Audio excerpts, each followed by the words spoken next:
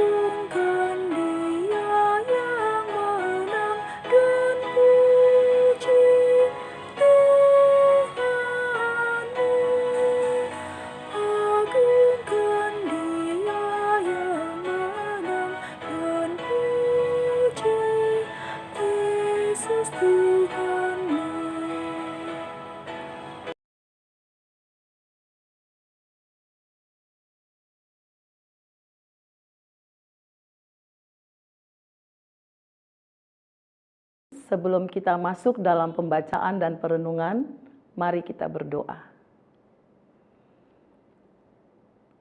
Bapa Sorgawi, terima kasih ya Tuhan, penyertaan-Mu dari malam hingga pagi hari ini, Engkau sangat mengasihi kami, dan kami masih boleh menikmati kehidupan di hari ini.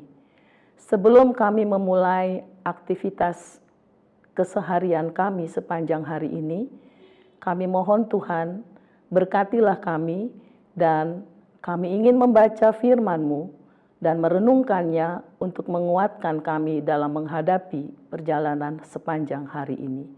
Mari Bapa, di dalam tangan-Mu, Roh Kudus tuntun kami untuk agar kami mengerti apa maksud Tuhan melalui firman-Mu pagi hari ini. Di dalam nama Tuhan Yesus Kristus kami berdoa. Amin. Pembacaan firman Tuhan pada pagi hari ini terambil dari Kisah Para Rasul 1, ayatnya yang ke-10 hingga yang ke-11. Demikian firman Tuhan. Ketika mereka sedang menatap ke langit, waktu ia naik itu, tiba-tiba berdirilah dua orang yang berpakaian putih dekat mereka, dan berkata kepada mereka, "Hai orang Galilea, mengapakah kamu berdiri melihat ke langit? Yesus itu yang terangkat ke surga, meninggalkan kamu akan datang kembali dengan cara yang sama seperti kamu melihat dia naik ke surga."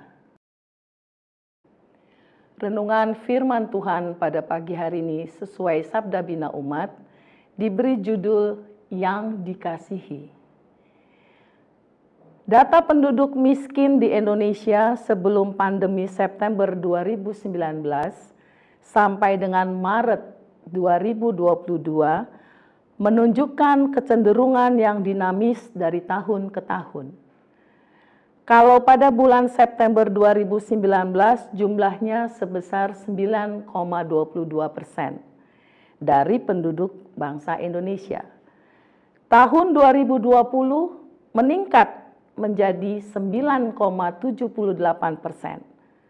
Lalu pada tahun 2021 turun menjadi 9,71%. Dan terakhir pada bulan Maret 2022 menjadi 9,54%. Pemerintah berkepentingan menurunkan angka kemiskinan. Karena itulah tanggung jawab pemerintah sesuai Undang-Undang Dasar. Apakah itu berarti gereja dan warganya hanya menyerahkan kenyataan kemiskinan itu kepada pemerintah? Cerita tentang kenaikan Tuhan Yesus menunjukkan hal yang mendasar bagi gereja. Di saat Ia terangkat naik ke surga, para murid disapa sebagai orang Galilea. Sebutan ini pada dasarnya sama dengan sebutan bagi orang-orang miskin di pedalaman terpencil jauh dari Yerusalem sebagai pusat ibadah dan pusat kerajaan. Akibatnya, kehidupannya sehari-hari tertinggal dan tertindas oleh sesamanya yang kuat, terutama dari penguasa Romawi. Dan kedudukan sosial mereka sangat rentan. Keterpurukan mereka tampak dalam berbahasa yang tidak jelas. Seperti Eliezer dipanggil dengan sebutan Lazarus. Itu sebabnya Petrus dituding oleh perempuan sebagai pengikut Tuhan Yesus karena cara bicaranya kacau. Walaupun demikian, mereka dikasihi Tuhan, sehingga mendapatkan tempat terhormat menyaksikan Tuhan Yesus naik ke surga. Janji Tuhan Yesus juga menghibur dan menguatkan bahwa mereka akan melihat Ia datang kembali. Kalau Tuhan sangat memperhatikan orang-orang kecil dan miskin, bagaimana dengan gereja? Gereja tidak punya pilihan lain kecuali meneruskan keprihatinan Tuhan kepada orang-orang ini. Tuhan Yesus hadir dalam kehidupan orang-orang kecil dan miskin, sehingga mereka pun mesti dapat posisi terhormat dalam pelayanan gereja. Apakah dalam pelayanan dari kesaksian gereja mereka sudah mendapat posisi yang terhormat?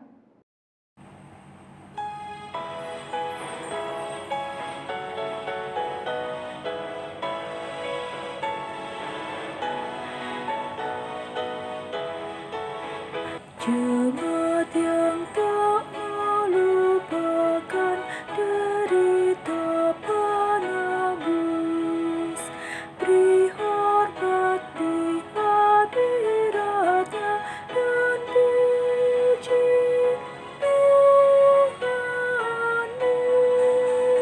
Beri hormat di hadiratnya dan puji Yesus Tuhanmu.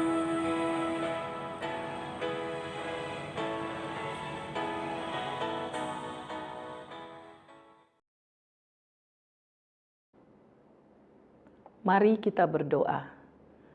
Bapa Surgawi, di dalam Tuhan kami Yesus Kristus, kami berterima kasih Tuhan, melalui sapaan-Mu, kami boleh dikuatkan iman kami lagi, dan kami boleh diajarkan untuk saling mengasihi, peduli kepada sesama kami, terutama bagi saudara-saudara kami yang miskin. Tuhan, tolong mampukan kami. Di dalam nama Tuhan Yesus Kristus, kami juga mau berdoa buat gereja kami, di mana kami boleh bersekutu, bertumbuh iman kami di tempat kami bergereja. Kau memberkati ya Tuhan, seluruh para pendeta, para majelis, dan para pelayan Tuhan yang terkait dalam pelayanan di gereja kami. Tuhan tolong agar kami selalu bersehati untuk memuliakan nama Tuhan.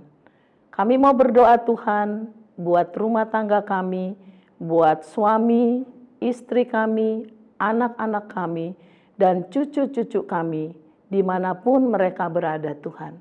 Tuhan memberkati, dan biarlah Tuhan Yesus, Engkau selalu menjadi kepala gereja kami, Engkau selalu menjadi Allah kami yang hidup, di mana tempat kami selalu berpengharapan kepadamu. Inilah doa kami Tuhan. Ampuni dosa dan kesalahan kami, agar tidak menghambat berkat-Mu sepanjang hari ini. Di dalam nama Tuhan Yesus kami berdoa. Amin.